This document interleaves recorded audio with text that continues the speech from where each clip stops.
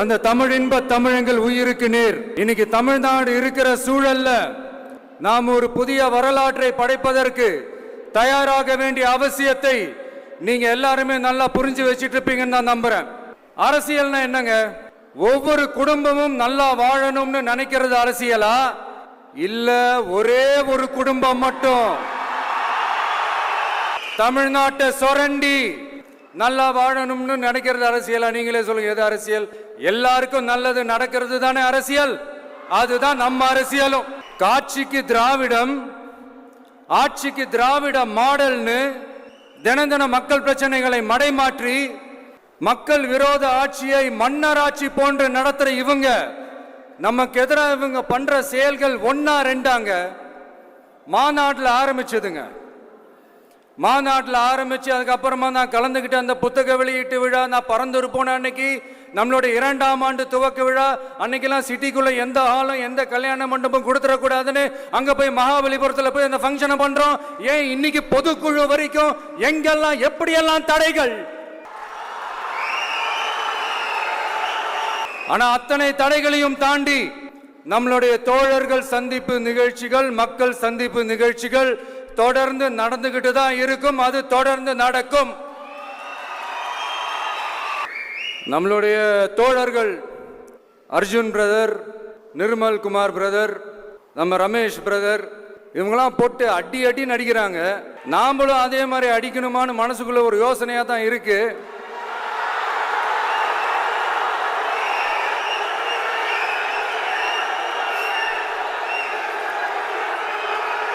Okay, right, புரிஞ்சிச்சு.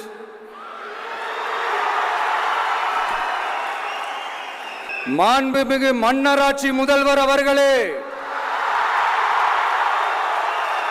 மாண்புமிகு திரு முத்துவேல் கருணாநிதி ஸ்டாலின் அவர்களே,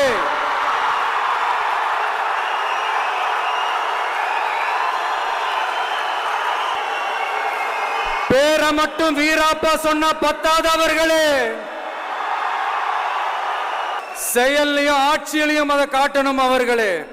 ஒன்றியத்தில் பாஜக ஆட்சியை ஒரு பாசிச ஆட்சின்னு அடிக்கடி அறைகூவல் விடுத்து விட்டு இங்க நீங்க பண்ற ஆட்சி மட்டும் என்னவா? அதுக்கு கொஞ்சம் கூட குறைவில்லாத அதே பாசிச ஆட்சி தானே. ஒரு கட்சி தலைவனா ஜனநாயக முறைப்படி என் கழக தோழர்களையும் என் நாட்டு மக்களையும் பார்க்கறதுக்கோ சந்திக்கிறதுக்கோ தடை போடுறதுக்கு நீங்க யாருங்க?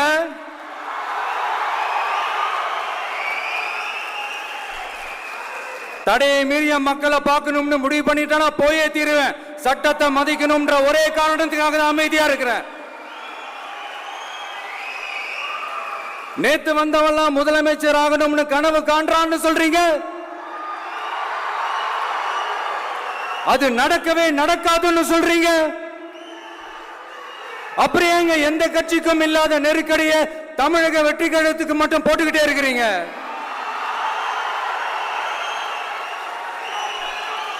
அணை போட்டு ஆத்த வேண்டும்னா தடுக்கலாம், காத்த தடுக்க முடியாது. அதையும் மீறி தடுக்கணும்னு நினைச்சீங்கன்னா சாதாரணமா இருக்கிற காத்து சூறாவளியா மாறும். ஏன் சக்தி மிக்க புயலா கூட மாறும். எனது அருமை தமிழக வெற்றி கழக தோழர்களே, நான் மாநாட்டில் ஒரு விஷயத்தை ரொம்ப வலியுறுத்தி சொன்னேன். அதே தான் இங்க நான் திரும்பவும் ரிப்பீட் பண்றேன். இந்த மண் பிளவுவாத சக்திகளுக்கு எதிரான மண், சகோதரத்துவ மண், சமய நல்லிணக்கத்தை பேணும் சமூக நீதிக்கான மண். இதை நம்ம பாதுகாத்தே தீரணும். உங்க எல்லாரையும் வேண்டி வேண்டி கேட்டுக்கிறேன். தமிழ்நாட்டிலிருந்து பல பகுதிகளிலிருந்து வர செய்திகள்லாம் கேட்கும் போது மன உளைச்சலையும் மன வேதனையும் தரதாகவே இருக்கு. சட்டம் ஒழுங்குன்னு ஒன்று இருக்கிறதாவே தெரியல. அதுக்கெல்லாம் இந்த கரப்ஷன் கபடதாரிகள் கவர்மெண்ட் தான் காரணம். இந்த நிலைமை மாறணும். அதுக்கு இருக்கிற ஒரே வழி, இங்க உண்மையான மக்களாட்சி மலரணும். அது வரணும்னா இவங்களை மாத்தணும்.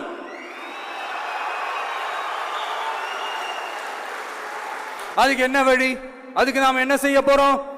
நம்மளுடைய தோழர்கள் டெய்லி மக்களை போய் பாருங்க, அவங்களோட பேசுங்க, ஒவ்வொரு தெருவுக்கும் போங்க, ஒவ்வொரு வீட்டுக்கும் போங்க, அவங்களோட பிரச்சனைகள் என்னன்னு கேளுங்க, அதை தீர்க்கிறதுக்கு என்னன்னு வழின்னு யோசிங்க.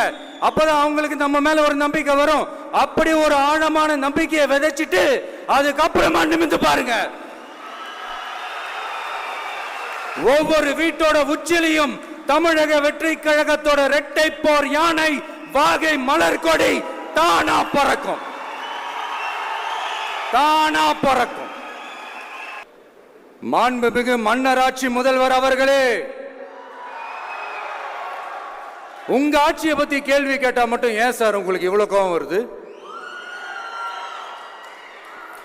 நீங்க ஒழுங்கா ஆட்சி நடத்திருந்தீங்கன்னா பெண்கள் பாதுகாப்பு ஒழுங்கா இருந்திருக்கும், சட்டம் ஒழுங்கு சரியா இருந்திருக்கும். பச்சை பிள்ளைங்க, படிக்கிற பிள்ளைங்க, சின்ன பொண்ணுங்க, வீட்டில் இருக்கிற பொண்ணுங்க, வேலைக்கு போற பொண்ணுங்கன்னு இவங்க எல்லாருக்கும் நடக்கிற கொடுமைகளை சொல்ல முடியல சார்.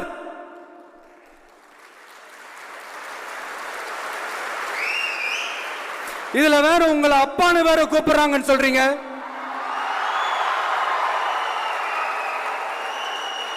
தினம் தினம் உங்களுடைய இந்த கொடுமைகளை அனுபவிச்சுட்டு இருக்கிற என்னுடைய சகோதரிகளான தமிழ்நாட்டு பெண்கள் தான் உங்களுடைய அரசியலுக்கு ஒரு முடிவு கட்ட போறாங்க, உங்களுடைய ஆட்சிக்கு ஒரு முடிவு கட்ட போறாங்க, உங்களுடைய இந்த அரசியல் வாழ்க்கைக்கு ஒரு முடிவு கட்ட போறாங்க. சரி, பெண்களோட லைஃப் தான் இப்படி போராட்டமா இருக்குன்னு பார்த்தா இங்க எத்தனை போராட்டங்கள்? பரந்தூர் போராட்டம், அரசு ஊழியர்கள் ஆசிரியர்கள் போராட்டம், போதைப் பொருள் எதிர்ப்பு போராட்டம், வரி உயர்வு போராட்டம், மீனவர்கள் போராட்டம், போக்குவரத்து ஊழியர்கள் போராட்டம், சாதிவாரி கணக்கெடுப்பு போராட்டம், சாம்சங் தொழிலாளர்கள், டங்ஸ்டன், விவசாயிகள் போராட்டம், மின்கட்டண உயர்வு எதிர்ப்பு போராட்டம், இஸ்லாமிய அமைப்புகள், செவிலியர்கள், மருத்துவர்கள், இந்த மாதிரி போராட்டங்கள். இதெல்லாம் சும்மா சாம்பிள் தான், இது இன்னும் சொல்லிட்டே போலாம், இந்த நாள் பத்தாது. ஆனா இந்த எல்லா போராட்டங்களுக்கும் தமிழக வெற்றி கழகம் கூட நிற்கும்.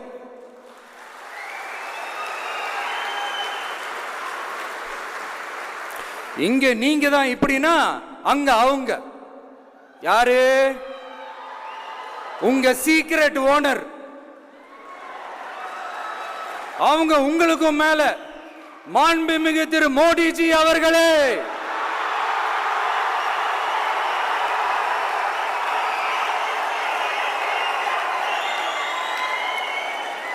என்னமோ உங்க பேரெல்லாம் சொல்றதுக்கு எங்களுக்கு ஏதோ ஒரு பெரிய பயம் மாறியும்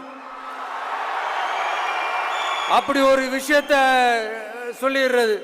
பேரை சொல்லணும், பேரை சொல்லணும், பேரை நான் ஒரு படத்துல சொல்லுவேனே, லியோவை பார்க்கணும், லியோவை பார்க்கணும், லியோவை பார்க்கணும்.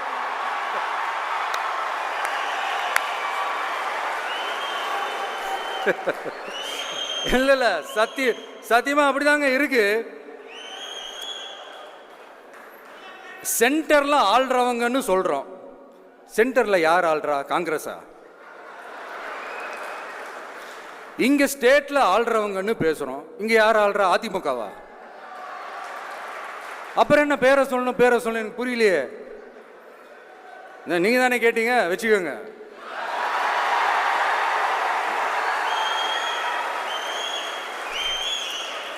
ஓட்டுக்காக காங்கிரஸ் கூட தேர்தல் கூட்டணி, கொள்ளையடிக்கிறதுக்காக உங்களோட, அதாவது பாஜகவோட மறைமுக அரசியல் கூட்டணி, இப்படி உங்க பேரை சொல்லியே மக்களை ஏமாத்துறதும், உங்க பேரை சொல்லியே மக்களை பயமுறுத்துறதும், இப்படி இந்த கரப்ஷன் கபடதாரிகளுக்கு மறைமுகமாக உதவும் உங்க அரசுக்கு ஏஞ்சி தமிழ்நாடு தமிழர்கள்னாலே அலர்ஜி.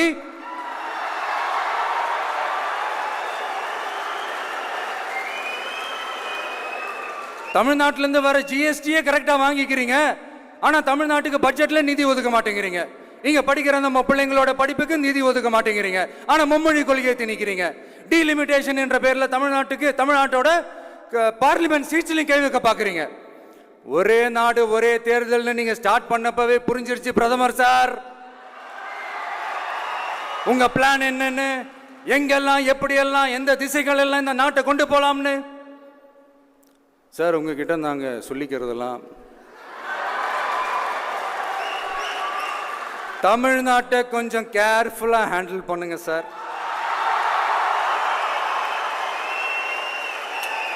ஏன்னா தமிழ்நாடு பல பேருக்கு தண்ணி காட்டின ஸ்டேட் சார், பல பேருக்கு தண்ணி காட்டின ஸ்டேட் சார். பார்த்து சார், பார்த்து செய்யுங்க சார், மறந்துடாதீங்க சார். தமிழ்நாட்டு மக்களுக்கு இன்னைக்கு இந்த பொதுக்குழு வழியா ஒரு உத்தரவாதத்தை நாம கொடுக்க போறோம். நம்ம ஆட்சி அதாவது உங்க ஆட்சி உண்மையான மக்களாட்சி. தமிழக வெற்றி கழகம் தலைமையிலான அறுதி பெரும்பான்மை பெற்ற ஆட்சி, அதே சமயத்தில் அதிகார பகிர்வுடன் கூடிய ஆட்சி. அப்படி இந்த ஆட்சி அமைஞ்சதும் பெண்கள் பாதுகாப்பை 100% உறுதி செய்வோம். சட்டம் ஒழுங்கு ரொம்ப முறையா ஸ்ட்ரிக்டா வச்சிருப்போம். கல்வி, சுகாதாரம், மருத்துவம்னு அத்தனையிலையும் ரொம்பவே கவனம் செலுத்துவோம். அதுவும் எல்லாருக்கும் ஈஸியா ஈக்குவலா கிடைக்கிற மாதிரி செய்யறது தான் நம்ம டார்கெட்டு. அரசு ஊழியர்கள், ஆசிரியர்கள், போக்குவரத்து தொழிலாளர்கள், மின்சார வாரிய ஊழியர்கள்னு தொழிலாளர்கள் பக்கமும் நாம கண்டிப்பா துணையா நிற்போம். ஏன்னா நாம எப்பவுமே உழைக்கிறவங்க பக்கம்தான். நம்ம தமிழ்நாடு விவசாய பூமி, இயற்கை வளங்கள் நிறைந்த மண். இந்த விவசாயத்துக்கும் இயற்கை வளங்களுக்கும் எதிரா எந்த விதமான ஒரு திட்டத்தையோ நடவடிக்கையோ கொண்டு வர்றதை எங்களால் ஏற்கவே முடியாது. எங்க மண்ணை, மக்களை பாதிக்கிற மாதிரி திட்டங்களை தயவு செஞ்சு செயல்படுத்தாதீங்க. அதை நாங்கள் எதிர்க்கவே செய்வோம். தமிழ்நாட்டை எல்லா வகையிலும் பாதுகாக்க வேண்டியது எங்களுடைய உரிமை, கடமை, கொள்கை எல்லாமே. The fundamental strength of politics is uncompromising principles and ideologies. Periyar's social justice, Kamarajar's honest administration, Ambedkar's equal justice and equal opportunity, Velu Nachiyar's social inclusivity and communal harmony, Anjali Ammal's fighting for water resources were the reasons for choosing them as our party's ideologues and policy leaders. I would like to mention here with pride that we are the first political party to declare 2 historic women icons who are India's freedom fighters from Tamil Nadu as our party's ideologues and policy leaders. இப்படி ஒரு ஆழமான நம்பிக்கையுடன் வரும் 2026 தமிழ்நாடு சட்டமன்ற தேர்தலில் ஒரு மாபெரும் அரசியல் மாற்றத்தை கொண்டு வந்து மக்கள் சக்தியின் உதவியுடன் மக்கள் விரும்புகிற ஒரு நல்ல அரசை அமைப்பதில் உறுதியாக இருப்பதால்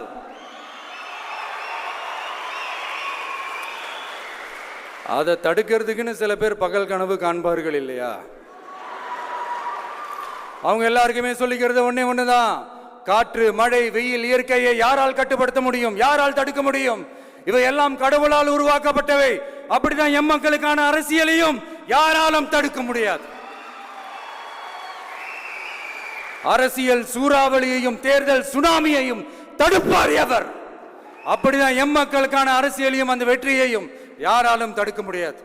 அப்படி தடுக்கணும்னு நினைக்கிறவங்களோட கனவு ஒரு நாளும் மெய்ப்படாது.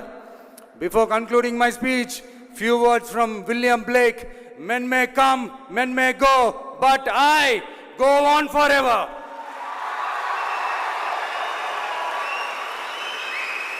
ஞாலம் கருதினும் கைகூடும், காலம் கருதி இடத்தார் செய்யின். ஏற்ற காலத்தையும் இடத்தையும் அறிந்து ஒரு செயலை செய்தால் பூவுலகம் முழுமையையும் வேண்டினாலும் அது கைவசப்படும் என்ற திருக்குறளுடன் என்னுடைய நன்றி உரையை நிறைவு செய்கிறேன். பார்த்துக்கிட்டே இருங்க. அடுத்த வருஷம் இது வரைக்கும் தமிழ்நாடு சந்திக்காத ஒரு வித்தியாசமான ஒரு தேர்தலை சந்திக்கும்.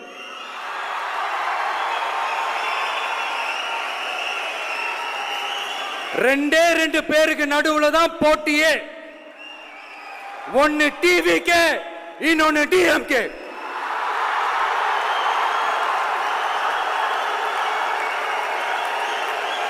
கான்பிடண்டா இருங்க, நல்லதே நடக்கும், வெற்றி நிச்சயம். மீண்டும் சந்திக்கும் வரை நன்றி, வணக்கம்.